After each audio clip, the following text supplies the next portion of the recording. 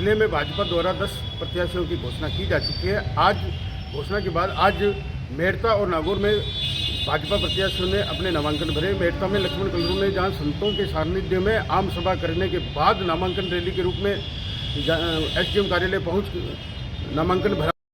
नागौर की बीजेपी प्रत्याशी डॉक्टर ज्योति मिर्धा ने 11:21 पर आज नामांकन पेश किया। इस समय उनके साथ मोहन राम चौधरी, जिलाध्यक्ष रामनिवास सांकला सहित बीजेपी नेता उपस्थित थे। उसके बाद वह आम सभा में शिरकत करने पशु प्रदर्शनी मैदान गई। वहीं मेड़ता की बात करें तो मेड़ता में आम सभा और कार्यालय का उद्घाटन पहले हुआ। संतों की उपस्थिति में लक्ष्मण कल्लू ने उनके पांव धोकर कार्यक्रम की शुरुआत की। उसके पश्चात नामांकन रैली एसडीएम कार्यालय पहुंची और उन्होंने नामांकन भरा। टिकट वितरण की बात करें तो कांग्रेस सबसे ज़्यादा चर्चा में है और उसकी वजह साफ है कि कांग्रेस ने मेड़ता, नागौर और क्यूसर को अभी तक होल्ड पर रखा है। इसके बावजूद होल्ड पर रखा है कि कांग्रेस इन 3 सीटों पर पिछले 3 विधानसभाओं में नहीं जीत चुके। या तो यह रणनीति है या किसी बड़े नेता के कांग्रेस में आने के आगमन का इंतजार है। वजह जो भी हो, लेकिन कांग्रेस प्रत्याशी से लेकर कार्यकर्ता तक परेशान हो चुके हैं। इंतजार बस कांग्रेस कार्यकर्ताओं के, कांग्रेस के टिकटों की वादे रहेंगे आपके। मैं बहुत बहुत आभारी हूँ मेरी पार्टी की, भाजपा पार्टी की, जो संगठन से लेकर छोटे बूथ से लेकर के बड़े स्तर पर सबका आशीर्वाद रहा मेरे ऊपर और सिंबल दिया मेरे को। और मैं सौभाग्यवान हूँ आज के मेरे आज रमेश दिन माननीय हमारा पूर्व राज्य सांसद, पूरी मंत्री हमारे डूडी साहब, हमारे महामंत्री साबा साहब, हमारे महेंद्र जी और हमारे तमाम संगठन के लोग, हमारे दोनों प्रधान, हमारे उप प्रधान जी, मेरे तक 36 कौम के लोग आज मुझे आशीर्वाद देना आए। मैं उनका आभार व्यक्त करता हूँ। आपका क्या रहेगा, क्या मुद्दे रहेंगे सर? किन मुद्दों पर चुनाव विकास का मुद्दा रहेगा मेरा। मैंने पहले ही कहा आपको, जो मेड़ता में हॉस्पिटल 100 बेड का उसको बनाने की कोशिश करेंगे और मेड़ता जो आजादी पहले जिला था उसको बनाने की कोशिश करेंगे। नहीं बन पाया वो जनाना हॉस्पिटल और किसानों के लिए जो लाइट की समस्या है, जो लाइट पूरी नहीं मिलती है, खाद बीज की समस्या, हम उसको भी ठीक करेंगे। और राजस्थान की टॉप की मंडी हमारी तो कृषि मंडी, वो उसका क्षेत्र छोटा पड़ रहा है। हम इस सब के नेताओं के आशीर्वाद से हम उनको भी बड़ा करने का काम करेंगे। मेरा जनहित का सारे मुद्दे मेरे को रहेंगे, जो जितने भी जनता के मुद्दे रहेंगे वो मैं उठाने का काम करूंगा, विकास का काम करूंगा। कल्लू भारतीय जनता पार्टी के प्रत्यक्ष रूप में पर्चा दाखिल किया है और आज जो मैंने यहाँ सभा के अंदर जोश खरोश देखा, 36 कौम का आशीर्वाद देखा, संतों का आशीर्वाद देखा और जो भी सीनियर कार्यकर्ता, मंडल के पदाधिकारी, जिले के पदाधिकारी सब यहाँ उपस्थित थे, सब ने आशीर्वाद दिया। और मैं दावे के साथ कहता हूँ कि आज की सबसे बड़ी ये जीत इस विधानसभा में होगी और राजस्थान में भाजपा की सरकार बनेगी और इसे भ्रष्ट और निकृष्ट सरकार को उखाड़ में फेंकने के लिए कार्यकर्ता भाजपा के तत्पर है। और मैं सबको शुभकामना देता हूँ, लक्ष्मण जी कल्लू को शुभकामना देता हूँ, अग्रिम शुभकामना देता हूँ बनेगी।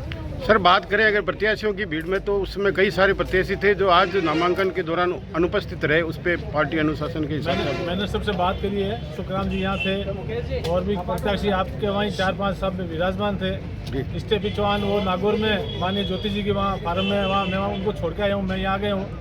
तो सब अपने अपने काम में लगे हुए, संगठन में काम लगे हुए। सब संगठन का आदेश सर्वोपरि होता है। जो फैसला भाजपा ने किया है, कोई भी कार्यकर्ता एक बार थोड़ा मनोबल डाउन होता है, लेकिन कहीं न कहीं भाजपा सबको व्यवस्थित और मान सम्मान के हिसाब से सब कार्यकर्ताओं के साथ रखेगी। मैं दावे के साथ कहता हूं कि भारतीय जनता पार्टी की 150 से कम सीटें नहीं आएगी, क्योंकि मैं पाकिस्तान बॉर्डर से लेके सवाई माधोपुर तक लगभग अभी 15 दिन में प्रवास किए हैं और सब जगह एक से बढ़कर एक कार्यकर्ता लगे हुए हैं। सब कार्यकर्ता एक साथ जुटे हुए हैं। पार्टी ने जिनको भी टिकट दिया है सबके साथ बिल्कुल जिताने में लगा। सर टिकट वितरण की बात करें तो देखने में आया यूनुस खान का टिकट काटा गया। ऐसे में पार्टी क्या उसमें टिकट देना संसदीय बोर्ड का काम है, वो हमारे स्तर की बात भी नहीं है। ये बात तो शीर्ष नेतृत्व बता सकता है। सर पार्टी की बात करें तो पार्टी ने इस बार 3 महिलाओं पर दाव खेला है। इसके अलावा बात करें तो 3 राजपूत है, पैटर्न थोड़ा बदला है। क्या कहना है इसमें सर? मैं आपकी बात समझा नहीं। 3 महिलाएं, 3 राजपूत नागौर जिले में।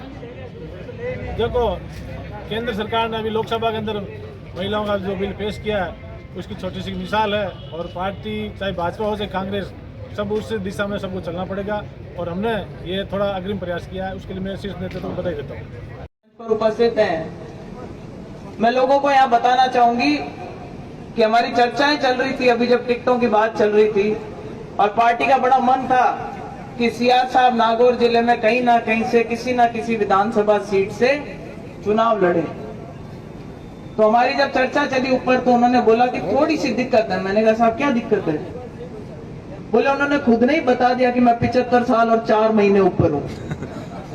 तो वो 4 महीने की वजह से आज विधानसभा के तो प्रत्याशी नहीं बने नागौर जिले में, लेकिन मेरे को मालूम नहीं सीआर साहब यहाँ बैठे इतने लोगों के सामने बोलनी चाहिए कि नहीं बोलनी चाहिए। सीआर साहब मुझे वहां पे बड़ा अच्छा एक उन्होंने बोला कि उनके लिए हमने बहुत कोई बड़ी चीज सोच रखी है, आपका विधायक में उनको फंसाना चाह रहे हो।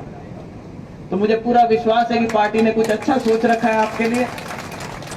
मंच पर ही उपस्थित हमारे परम आदरणीय हम सबके सीनियर नागौर से आपके वर्तमान में विधायक मोहनराम जी चौधरी साहब, उपस्थित यहाँ पे नागौर के जिला प्रमुख भागीरथ जी चौधरी जी, हमारी पार्टी के जिला अध्यक्ष रामनिवासी सांखला साहब, रामचंद्र जी उत्ता जी, हमारे यहाँ बीच में पधारे हुए जीएल शर्मा जी जो हरियाणा से आए और हमारे प्रवासी प्रभारी हैं यहाँ पर, रमाकांत जी शर्मा जी, लक्ष्मी नारायण जी मुंडेल जी, भोजराज जी सारस्वत जी, जायल से अभी हाल ही में भारतीय जनता पार्टी का कैंडिडेट बनी और कल जिन्होंने अपना नामांकन दाखिल करा, मंजू बागमार जी, खीवसर में साफा धोती और कलप वाला कुर्ता पहन करके जो हमारे प्रत्याशी घोषित हुए कल, रेवत राम जी डांगा जी, जिन्होंने अभी बहुत ही अपना प्यारा उद्बोधन दिया। मेरे छोटे भाई जगदीश जी बिडिया सर जी जो कहते हैं कि भाई मैं तो बहुत भुगत के आया हुआ हूँ, मंच के साइड में खड़ा होकर के मूंगफलियां खा खा करके टाइम पास करा था रालोपा में। अपने बीच में एक और भी जने हैं जिन्होंने अपना उद्बोधन दिया और बहुत ही जोरदार तरीके से जिन्होंने अपनी बात रखी, महिपाल जी महिला जी जो फतेहपुर से आए हैं। आप राष्ट्रीय लोकतांत्रिक पार्टी के स्टेट लेवल के प्रवक्ता थे, बहुत अच्छा भाषण देते थे, लेकिन धीरे धीरे इनको भी समझ में आया कि भाई मैं इतना ही बोल सकता हूं इनके बारे में, असली कथनी करनी में बहुत फर्क है। तो इनका भी मोह भंग हुआ रालोपा से और इन्होंने भी भारतीय जनता पार्टी का दामन थामा। मंच पर ही उपस्थित जिन्होंने जिस दिन से मुझे टिकट मिला उस दिन से मेरे पे आशीर्वाद रखा, आदरणीय कृपाराम जी देवड़ा जी, अजीत सिंह जी भाटी साहब, जीवनमल जी भाटी जी, हमारे साथ मेरे छोटे भाई नवीन जी मंडा जी, युवा शक्ति के रूप में हमारे साथ हमेशा चलते रहे भाई अरविंद जी जाजड़ा जी, मनीष जी काला जी, हमारे बीच में अलाय के सरपंच हजारी जी, लक्ष्मण जी डेलू जी, साथ में जो खुद भी टिकट की दावेदारी रख रही थी हमारी बहन पुष्पा जी बागड़िया जी, सिनोद से सरपंच रह चुके राजाराम जी और समस्त जनता पार्टी के पदाधिकारीगण। मैं मंचस्थ सभी अतिथियों के नेताओं के नाम नहीं ले सकी, इसलिए कहती हूँ सम्मानित मंच, मेरे सामने उपस्थित भारतीय जनता पार्टी के और जो कांग्रेस से आकर के या रालोपा से आकर के हमारे साथ जुड़े वो सभी पंचायत समिति मेंबर, जिला परिषद सदस्यगण, पूर्व पार्षद, माताएं बहनें और मीडिया के बंधुओं और भारी संख्या में यहाँ पर उपस्थित मेरे युवा साथियों, मुझे बहुत खुशी है आज कि मेरी इस नामांकन रैली में मुझे कई चेहरे ऐसे दिखाई दे रहे हैं जो सिर्फ नागौर या नागौर ग्रामीण के नहीं, जो लाडनू से भी आए हैं, जो डीडवाना से आ रखे हैं, जो नावा से आए हुए हैं, लगभग जायल से बहुत लोग पधारे हैं। मैं आपको बताना चाहती हूं कि जब मेरा टिकट की घोषणा हुई थी उसके आज के लगभग 13-14 दिन हो गए उस बात को।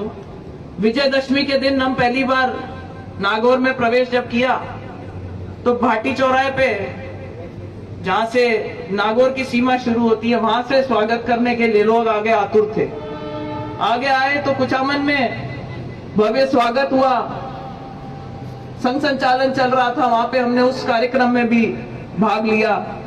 उसके बाद आगे आए तो बूढ़सू फाटे पे, फिर खाटू के बाद रोड, गगवाना, चेनार से फिर हम अमरपुरा गए, लक्ष्मीदास जी के दर्शन करे, उसके बाद खरनाल गए, तेजाजी महाराज का आशीर्वाद लिया, फिर हम उसके बाद आगे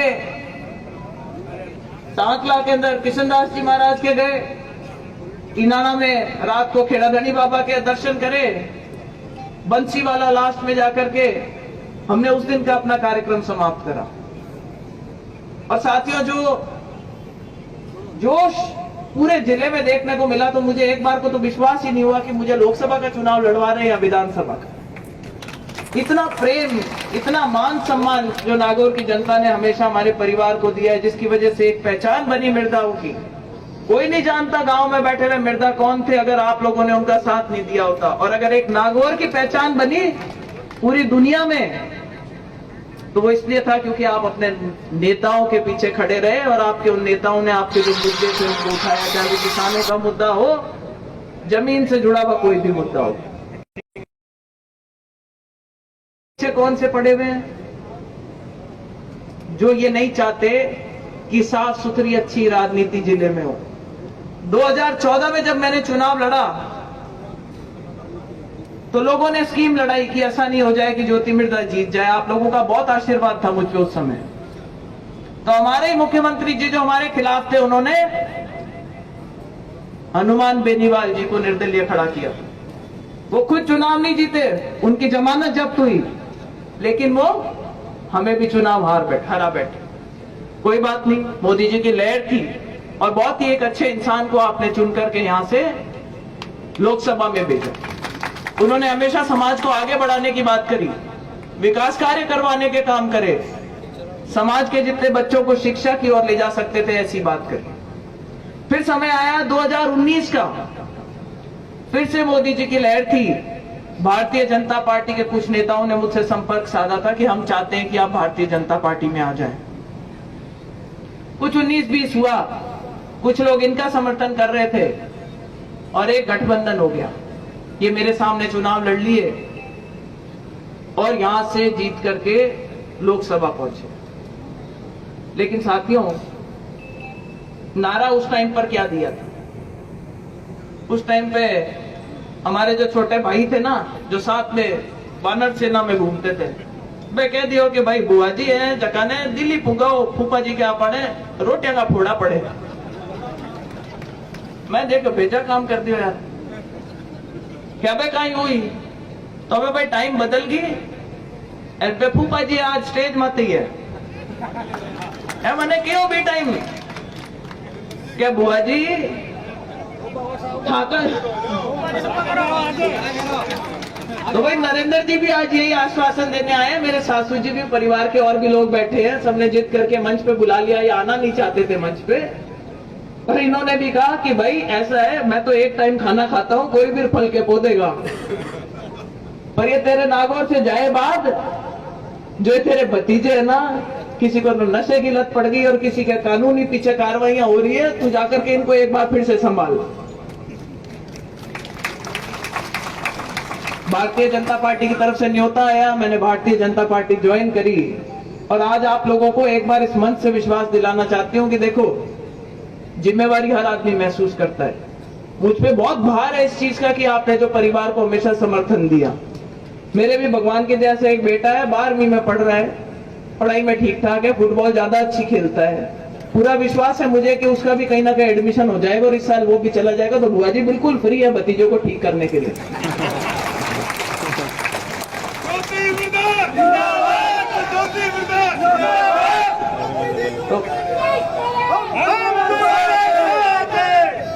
तो भाई परिवार की तरफ से पूरी छूट है, बिल्कुल फ्री है। सामने वालों ने उठा करके एक आरोप लगाया कि साहब 4 जनरेशन इनकी आ गई और यहाँ पे नेतागिरी कर गया, इनका हेडक्वार्टर में मकान नहीं है। मैंने कहा 10 शहरों में ले रखा, एक शहर में और सही। आने से पहले मकान खरीदा, रजिस्ट्री कराई और आज जब मैंने मेरा नामांकन दाखिल किया है तो 111 नंबर अमर सिंह कॉलोनी, स्थायी पता। किसी की जरूरत नहीं है, सीधे आओ सीधे मिलो। तो ये भी ओलबा किसी को नहीं मिलेगा, मेरे किसी कार्यकर्ता को। इसकी भी व्यवस्था करके इस बार नागौर में पैर रखा है अपन ने। रही बात भारतीय जनता पार्टी के कार्यकर्ताओं की, देखो मेरे साथ कभी भी कोई जुड़ा हुआ रहा, चाहे कांग्रेस पार्टी का था, चाहे भारतीय जनता पार्टी के लोग भी कभी काम कराने आ जाते थे, ना तो मैंने कभी भेदभाव रखा। और अब तो मेरी ड्यूटी बनती है कि मैं इस परिवार में नहीं आई हूं। यहां पे जो लोग पहले से स्थापित है, चाहे वो नेता हो चाहे कार्यकर्ता हो, आपको आगे रख के चलेंगे, आपका पूरा मान सम्मान करेंगे और जो वाजिब काम आप बताओगे उसको करने में आपको प्राथमिकता देंगे।